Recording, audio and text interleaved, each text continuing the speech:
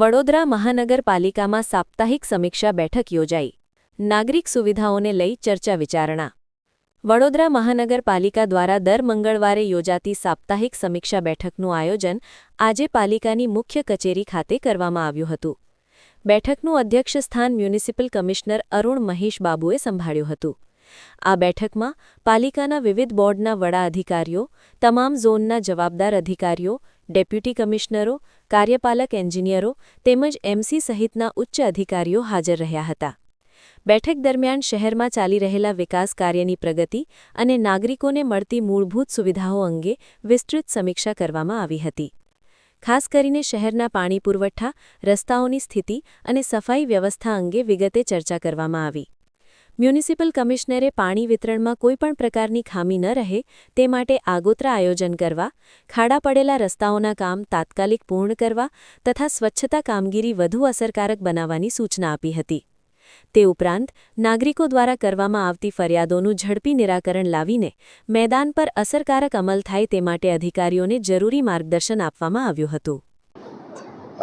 આજે ગુજરાત રાજ્ય સરકાર દ્વારા અર્બન ડેવલપમેન્ટ યર અંતર્ગત પિલર 1 to પિલર 6માં જે અલગ અલગ પોલિસીઝ, અલગ અલગ ટ્રેનિંગ્સ સાથે સાથે કયા પ્રકારના વિકાસ કામો હાથ ધરવાનું છે, એમાં મોટા મહાનગરપાલિકા 8 મહાનગરપાલિકામાં એક રેન્ડમ સ્ટાન્ડર્ડ એક્ઝામ્પલ તરીકે કરવાના જે કામો છે, જેમાં રોડ રસ્તાથી લઈને હાઉસહોલ્ડ પાણીનું નેટવર્ક્સ, ડ્રેનેજનું નેટવર્ક્સ, સાથે સાથે નવા પબ્લિક સ્પેસીસ અને ગાર્ડન્સ, ઓડિટોરિયમ્સ, સ્પોર્ટ્સ કોમ્પ્લેક્સીસ, યોગ સેન્ટર્સ, વેજીટેબલ માર્કેટ્સ, લેબર ચોક, અલગ અલગ ક્રાઇટેરિયાઝ અલગ અલગ કર્યું છે.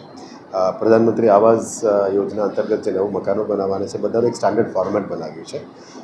એને ધ્યાને લેતા તમામ ડિપાર્ટમેન્ટ્સને આજે રિવ્યૂ કરવામાં આવ્યું અને સાથે સાથે સ્વર્ણિમ અને અમૃત ગ્રાન્ટ અંતર્ગત જે વિકાસ કામો કરવાના છે અર્બન ડેવલપમેન્ટ યર અંતર્ગત અને વડોદરા મહાનગરપાલિકાનું સ્વર્ણિમ ગ્રાન્ટ અંતર્ગત પણ એનું બધું તમામ આજે રિવ્યૂ કરવામાં આવ્યું, જેથી કરીને આવનારા દિવસોમાં જે નવા આંગણવાડીઝ બનાવવાનું છે, નવા હોસ્પિટલ્સ બનાવવાનું છે, શાક માર્કેટ્સ બનાવવાનું છે, વેન્ડિંગ ઝોન્સ ડિક્લેર કરવાના છે, નવું આઇકોનિક રોડ્સ અને બિલ્ડિંગ્સ બનાવવાનું છે, નવા બ્રિડ્જીસ બનાવવાનું છે, એ બધા અત્યારે જે ખાતમુહૂર્ત લોકાર્પણ સુધી લઈ જવા માટે જે પ્રક્રિયા છે એ બધા ઉપર આજે ચર્ચા કરવામાં આવી. સાથે સાથ આવનારા દિવસોમાં માર્ચ મહિના સુધી કેટલું અમે વિકાસ કરી શકાય, જેથી કરીને પબ્લિક સુધી પહોંચાડવાનું કામગીરી છે એના ઉપર ડિસ્કસ કરવામાં આવ્યું. સાથે સાથ 2-3 દિવસ પહેલાં રાજ્ય સરકાર દ્વારા સિટીઝન ફીડબેક્સ પણ લેવાનું શરૂ કરવામાં આવ્યું છે, જેથી કરીને કેટલા સમય મર્યાદામાં અમે પહોંચી શકીએ છીએ કામનું નિરાકરણ માટે. એમાં સારું એક મેસેજ છે કે વડોદરાનું સારું રેન્કિંગ આવ્યું છે, જેથી કરીને પબ્લિકનું રજૂઆત લઈને જે ફીડબેક મિકેનિઝમ અને ગ્રીવન્સ રિડ્રેસલ મિકેનિઝમ છે એમાં વડોદરાના ટીમ સારું કામગીરી કરી રહ્યા છે. સાથે સાથ આજે મહત્ત્વપૂર્ણ જે ઇસ્યુ છે કે સ્વચ્છ સર્વેક્ષણ 2025 એનું ટૂલ કિટ બાબતની પણ ચર્ચા કરવામાં આવી. એમાં સિટીની અંદર વધારેનું વધારે વિઝિબલ ક્લેન્લીનેસ મીન્સ જોવા મળે ત્યારે સ્વચ્છતા વધારે થવું જોઈએ, એ બાબતનું એના માટે કયા કયા પગલાઓ લેવું જોઈએ એ બાબતની ચર્ચાઓ થઈ છે. એટલે વિઝિબલ ક્લેન્લીનેસમાં મેઇન રોડ રસ્તા સિવાય ગલીઓની અંદર પણ ફોકસ કરવાની કીધું છે. આવનારા દિવસોમાં અમે વોર્ડ વાઇઝ પણ હરીફાઈ કરવાના છે, જેથી કરીને કયા વોર્ડ સ્વચ્છ છે, કયા વોર્ડ સ્વચ્છ નથી એનું હરીફાઈ થવાનું છે. આપણા feedback mechanism, citizen feedback mechanism improve કરવા માટે અહીંથી આવેથી કોલ સેન્ટરથી જે વડોદરા મહાનગરપાલિકાનું ગ્રીવન્સ રિડ્રેસલ સિસ્ટમ છે એનાથી રેન્ડમ ફોન કરીશું સિટીઝન્સને અને એમની પણ ઇનપુટ લેવામાં આવશે, જેથી કરીને એમના ત્યાં સફાઈ મિત્રો કાયમી આવે છે કે કેમ, સુપરવાઇઝર્સ પ્રોપર આવી રહે છે કે કેમ, ડોર ટુ ડોર કલેક્શન ગાડીઓ વ્યવસ્થિત આવે છે કે કેમ, એ બધાનું સિટીઝન ફીડબેક પણ લેવાના છે.